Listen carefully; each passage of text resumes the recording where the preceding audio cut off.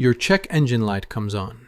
You know the fix costs $300, but you've got $47 in your account until Friday. So you turn up the music, ignore the rattling, and pray it holds out. 2 months later, you're stranded on the highway. The tow costs $200. That small problem destroyed your transmission. Now you're looking at $2,000 in repairs. Plus, you missed 2 shifts at work, so there's another $300 gone. That's $2,500 total, all because you couldn't afford $300 2 months ago. This isn't bad luck. This is a mathematical trap that millions of Americans fall into every single day. And today, I'm going to show you the exact formula that keeps you broke, even when you're working your ass off. I'm Grayson Cole, and I'm obsessed with the invisible math that controls our lives, the equations most people never see. And there's one formula that explains why some people stay stuck on the hamster wheel no matter how hard they run. It's called the poverty premium, and understanding it might be the most important financial education you ever get. Because here's the truth that nobody wants to tell you. Being broke is the most expensive thing you'll ever experience. Let me show you why. There's this concept from a Terry Pratchett novel that explains wealth inequality better than most economics textbooks. It's called the boots theory. Here's how it works. A rich guy buys $50 boots. Quality leather, proper stitching. They last him 10 years. A poor guy only has $10, so he buys cheap boots that fall apart after 1 season. Next year, he spends another $10, and the year after that, and the year after that. Over 10 years, the poor guy spent $100 on boots, double what the rich guy spent, and he still has wet feet. The rich guy is dry, comfortable, and $50 richer. This is the fundamental math of being broke. You're forced to pay a premium for not having capital up front. And this isn't just about boots. This pattern shows up everywhere in your life, bleeding you dry in ways you probably haven't even noticed. Let's talk about something ridiculous: toilet paper. If you've got $50 to spare, you hit Costco. Buy the mega pack. Cost per roll? About 50 cents. You're set for months. But when you're living paycheck to paycheck, you don't have $50 to lock up in toilet paper inventory. You've got $4. So you go to the corner store, buy the 4-pack. Cost per roll? $1.50. You're paying 3 times more for the exact same product simply because you couldn't afford the bulk discount. This is what economists call the poverty premium, and it applies to everything: laundry detergent, mayonnaise, diapers, every non-perishable item in your house. The math says that if you're broke, your inflation rate is technically higher than a rich person's inflation rate. You're perpetually locked out of economies of scale. But it gets way darker than groceries. Let's talk about how banks literally punish you for being poor. If you've got $10,000 in your checking account, banks treat you like royalty. No monthly fees, free checks, maybe even a little interest. But let's say you're struggling. You've got $20 in your account. A subscription you forgot about hits for $25. Now you're negative $5. Does the bank say, "Hey, tough month, we'll cover you"? Hell no. They hit you with a $35 overdraft fee. Think about that for a second. You effectively borrowed $5 for 1 day, and it cost you $35. That's a 700% interest rate. If a loan shark charged that, they'd go to prison. When a bank does it, it's just standard policy. Last year, banks made over $8 billion in overdraft fees, almost exclusively from people with less than $1,000 to their name. The rich get paid interest. The poor pay interest. It's a wealth transfer from the bottom to the top, disguised as a service fee. Now I know what you're thinking. Just don't spend money you don't have. And sure, theoretically, that's correct. But here's what most people don't understand about poverty. When you're legitimately worried about money, when you don't know how you're paying rent next week, your functional IQ drops by 13 points.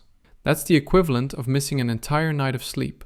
Your brain is so consumed with immediate survival that you physically lose the capacity to make long-term strategic decisions. This is why broke people often make choices that look stupid to outsiders.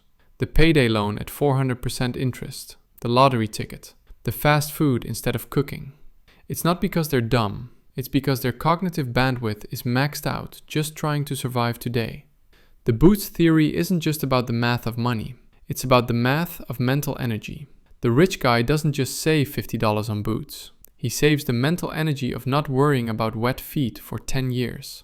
He can use that brainpower to invest, learn new skills, start a business. The poor guy is stuck in a loop of constant, low-level panic. Let's talk about something bigger than boots: cars. In America, unless you live in maybe 3 cities, you need a car to work. A wealthy person buys a 3-year-old Toyota. Costs maybe $20,000. They pay cash or get a low-interest loan at 4%. That car runs for 10 years with just oil changes. Now look at the person with bad credit and no savings. They need a car to get to the job to make the money. So they go to a buy here, pay here lot. The dealership sells them a high mileage clunker worth maybe $4,000, but they sell it for $8,000.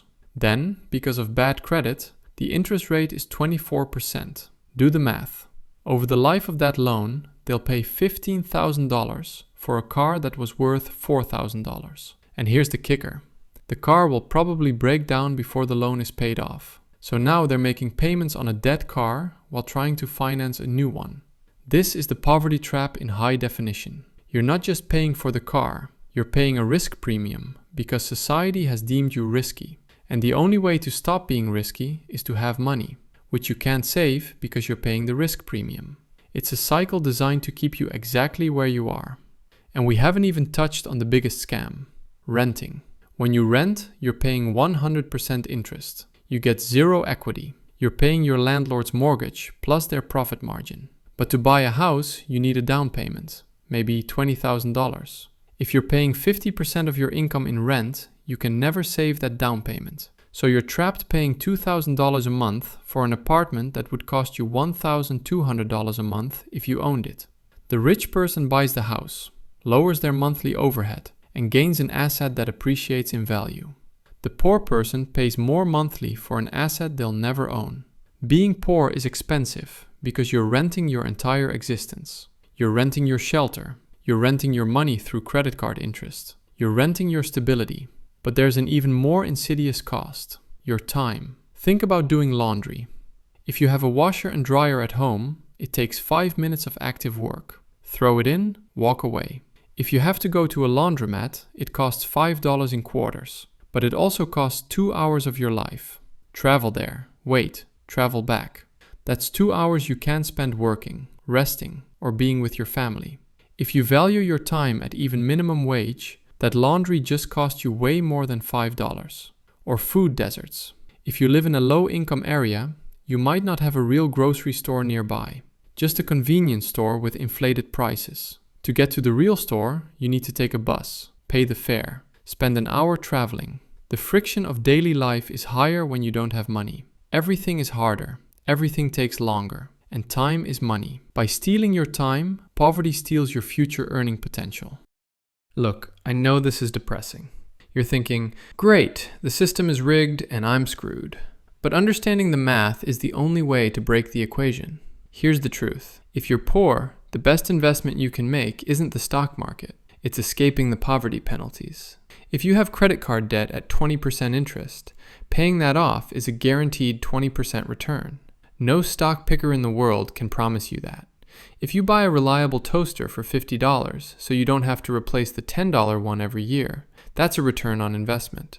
The first step out isn't trying to get rich, it's trying to stop the bleeding. This brings us to the most critical concept, the buffer. The only way to stop buying cheap boots is to create a period where you don't buy any boots at all, so you can save for the good ones. This is why that first $1,000 emergency fund isn't just boring advice. It's the weapon that destroys the poverty premium. When you have $1,000 in the bank, a flat tire is an annoyance, not a financial crisis that forces you into a payday loan. That $1,000 lets you increase your insurance deductible, which lowers your monthly premium. Having money saved actually lowers your monthly bills. That $1,000 lets you buy the bulk toilet paper. Fix the small leak before it becomes a floor replacement job. That first chunk of liquidity is the hardest money you'll ever save, but it's also the most powerful.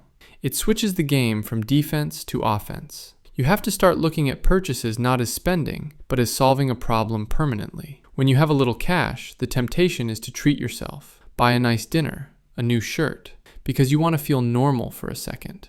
That's the psychological trap.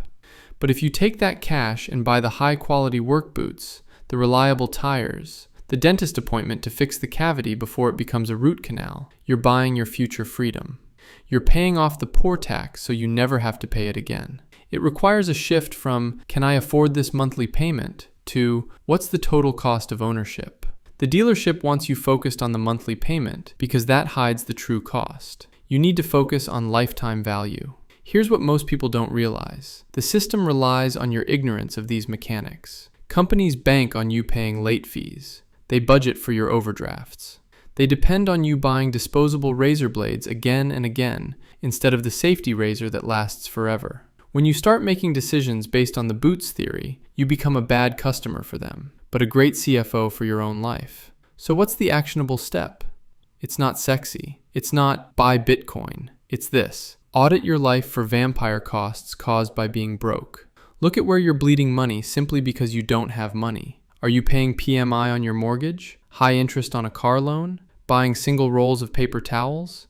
Identify the biggest leak, then ruthlessly cut everything else. And I mean everything, until you have the cash to plug that specific leak. If you need $500 to fix your car so it stops burning oil, selling old clothes or doing DoorDash for a weekend isn't just earning extra cash.